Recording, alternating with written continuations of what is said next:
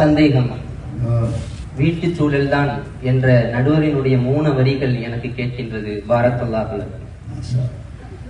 அல்ஹம்துலில்லாஹ். இது மாதிரி புரோகிராமங்கள்ல பல இடத்துல ஐஸ் வைக்கிறாங்க. அதுல அது நிதர்சனத்தை சொன்னேன். Very good. உங்களுடைய இதை நல்லா எனக்கு இலகாம இறக்கிக்கிட்டு இருக்கான்னு வச்சுக்கிறேன். அதாவது ரொம்ப பேசினாங்க ஒரு லாஜிக்கே இல்லாம ஏதோ ஆதம் அலைஹிஸ்ஸலாம் மட்டும்தான் ஹலக்கல்லாஹு ஆதம அலா சூரத்திஹி தூலுஹு சித்துன் 60 மூலமா அல்லாஹ் ஆதம் அலைஹிஸ்ஸலத்தை மட்டும்தான் படைச்சான். உங்கெல்லாம் அப்படியே 6 நிலையில அப்படியே எந்திரிச்சிட்டாங்க. அவங்கள பராமரிச்சது யாரு? தர்பியத்து பண்ணது யாரு? வாப்பா உம்மா வாப்புச்சி. அவங்கள பத்தி சொல்லிட்டு போறாங்க. அதை மறுத்து பேசிக்கிட்டு இருக்காங்க. ஒரு லாஜிக்கே இல்ல. குரானிய ரீதியா ஒரே ஒரு விஷயத்தை மட்டும் முடிச்சிட்டு என்னோட பாயிண்ட்டுக்குள்ள போறேன். மரியம் அலைஹிஸ்ஸலாம் ஈசா அலைஹிஸ்ஸலத்தை பெற்று வரும்போது அந்த கிராமவாசிகள் பலவாறு திட்டுனாங்க. ரொம்ப ஏளனமாக திட்டுனாங்க. அதுல ஒரு வார்த்தைய ரொம்ப கடினமா திட்டுறாங்க. அத அல்லாஹ் குறிப்பிட்டு காட்டுறான். யா உஃப்த ஹாரூன மா கான அபூகி இம்ரஅ ஸௌஇன் வ மா கானத் உம்முகி பகியா. அவங்க சொல்றாங்க, உங்க வாப்பாவும் கெட்டவர் இல்ல, உங்க அம்மாவும் கெட்டவர் இல்ல, நீங்க மட்டும் எப்படி இப்படி போனீங்க? அது வரலாறு வேற. நீங்க மட்டும் எப்படி இப்படி போனீங்க? அப்ப அந்த விஷயம் வாப்பாவும் உம்மாவும் சரியா இருந்தா புள்ள சரியாக இருக்கும் என்பதை அல்லாஹ் குர்ஆனில் கூறிவிட்டார். பெருமானார் ஸல்லல்லாஹு அலைஹி வஸல்லம் அவங்க சொல்லி காட்டுறாங்க, குல்லு மௌலூதின் யூலது அலா ஃபித்ரத் ஃபஅபவாஹு யுஹவ்விதானிஹி அவ் யுனஸ்ஸிரானிஹி அவ் யுமஜ்ஜிசானிஹி. எல்லா பிள்ளையும் இஸ்லாமிய தார்மீகத்தின் அடிப்படையில் தான் பிறக்கின்றது. அவர்கள் யகூதிகளாகவும் அவர்கள் நஸரானிகளாகவும் அவர்கள் மஜூசிகளாக இறை மறுப்பு கொள்கை உள்ளவர்களாக மாறுவதற்கு காரணம் யாரு? பெற்றோர்கள் என்று பெருமானார் ஸல்லல்லாஹு அலைஹி வஸல்லம் சொல்லிட்டாங்க. அவங்களே வீட்டு சூழல்னு சொல்லிட்டாங்க. இந்த 3 பேர் வந்துட்டாங்க வீட்டு சூழல் நாட்டு சூழல்னு சொல்ல கொண்டு போய் காட்டல விடுங்க நடுவர். சரியான ஹதீஸ். அது மட்டுமா? பெருமானார் ஸல்லல்லாஹு அலைஹி வஸல்லம் சொல்றாங்க, மானஹல வாலிதுன் வலத. ஒரு தந்தை ஒரு மகனுக்கு சிறந்த பரிசை கொடுக்க முடியாது. எதை விட சிறந்த பரிசு? அதபின் ஹஸனி, நல்ல ஒழுக்கத்தை தவிர ஒரு சிறப்பான பரிசை ஒரு தந்தை கொடுத்துட முடியாது. ஆனா அது நிகழ்காலத்துல இல்லங்க. எந்த தந்தை தன் மகனிடத்தில் உட்கார்ந்து பேசுறாங்க? இன்னைக்கு அறிவியல் கூற்று சொல்கின்றது 3 முறை தன்னுடைய பிள்ளையிடத்தில் பேச வேண்டும்.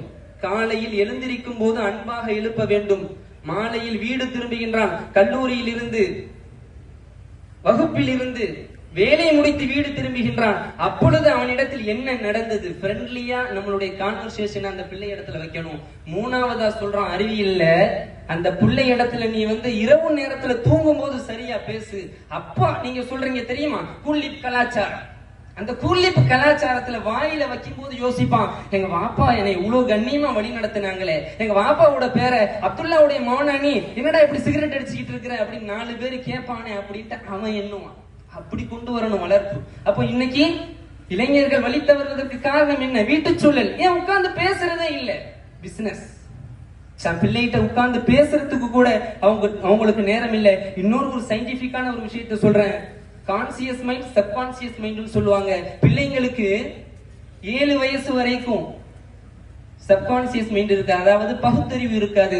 வாப்பா செய்யறதான் செய்வான், அம்மா செய்யறதான் செய்வான், மாமா செய்யறதான் செய்வான். ஏன்?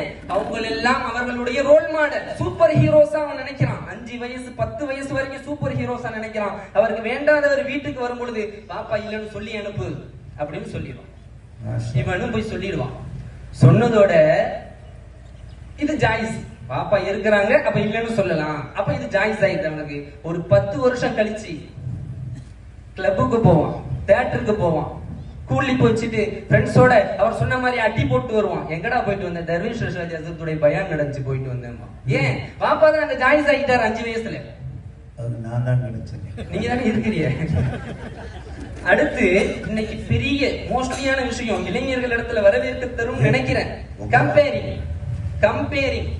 ஒரு பிள்ளையை இன்னொரு பிள்ளையோட கம்பேர் பண்ணாத. பெருமானார் ஸல்லல்லாஹு அலைஹி வஸல்லம் சொல்றாங்க, யஅதிலு பைன அவுலாதிக்கும், உங்களோட பிள்ளைகளுக்கு மத்தியில் நீதத்தை செலுத்துங்க. ஆனா அண்ணன் தம்பிக்குள்ளேயே நீதம் செலுத்தணும்னு சொல்றாங்க பெருமானார் ஸல்லல்லாஹு அலைஹி வஸல்லம். ஆனா மத்த வீட்டுக்காரனோட வயசோட ஒத்த வந்தானடா 7 எழுத வயசாச்சு, சம்பாதிக்க தெரியல, அறிவில்ல, படிக்க தெரியல அப்படின்னு கம்பேர் பண்ண அவன் டிப்ரெஷனுக்குள்ள போறான். அந்த டிப்ரெஷனுக்குள்ள போறதின் காரணமாக ரசாலி மேம் என்ன சொன்னாங்க, நடுவர் அவர்களே, அதுக்குள்ளே அழுத்திடாதீங்க, நிறைய இருக்கு. ரசாலி மேம் என்ன சொன்னாங்க, அதாவது உங்களுக்கு டிப்ரெஷனா, நீங்க தலை வைத்து தூங்குங்க அப்படின்னு சொன்னாங்க. அயர்ந்து தூங்குறாருன்னா நீங்க தலைவாணியில கொண்டு போய் தலைய வைப்பீங்க. நம்மால தலைவாணியை எடுத்து வாயில வைக்கிறோம். காரணம் யார்? தலைவாணினா கூலிப் கலாச்சாரம். அதனுடைய நிகோட்டின் ஆண்மையை பாதிக்கும் என்பதை மறந்து அவன் நடக்கின்றான். அடுத்து கண்டிப்பு என்பது நம்முடைய தாய் தந்தையின் இடத்தில் இல்லை. பெருமானா ஸல்லல்லாஹு அலைஹி வஸல்லம் சொன்னாங்க, அல்யகு ஸௌத, உன் வீட்டுல சாட்டைய தொங்க விடு, அது சுன்னத்துண்டாங்க. அந்த கண்டிப்பு இல்ல. கண்டிப்பு இல்லாதனுடைய விவகாரம் என்ன தெரியுமா? டெல்லியில ஒரு பெண் கூட்டு பாலியல் செய்யப்பட்டால் அது கொடுமையான விஷயம். ஆனா அதனுடைய குற்றப்பதிவுல அந்த பொண்ணு 12 மணிக்கு வெளியே போயிருக்கு. 12 மணிக்கு வெளியே போக அனுமதிச்சது யாரு? பெற்றோர். அப்போ 9 மணிக்கு மேல வீட்டுக்கு வந்த கதவை தட்டுனா எங்க வாப்பா அம்மா திறக்க மாட்டாங்க அப்படிங்கிற அவனுக்கு ஒரு அச்சம் வந்துச்சுன்னா எவனும் கூலி போய்க்க மாட்டான். ஷரியத்துல டைம் இல்ல. சாட்டைய தொங்க விடணும்னு ஆசைதான் இவருக்கு. சமயத்துல மனைவி எடுத்துட்டானா என்ன செய்யறதுங்கிறதுனால இது 2 செகண்ட் உங்களோட அதெல்லாம் மைனஸ் பண்ணிக்குவாங்க. ஷரியத்துடைய கல்வி பேசு மகனே.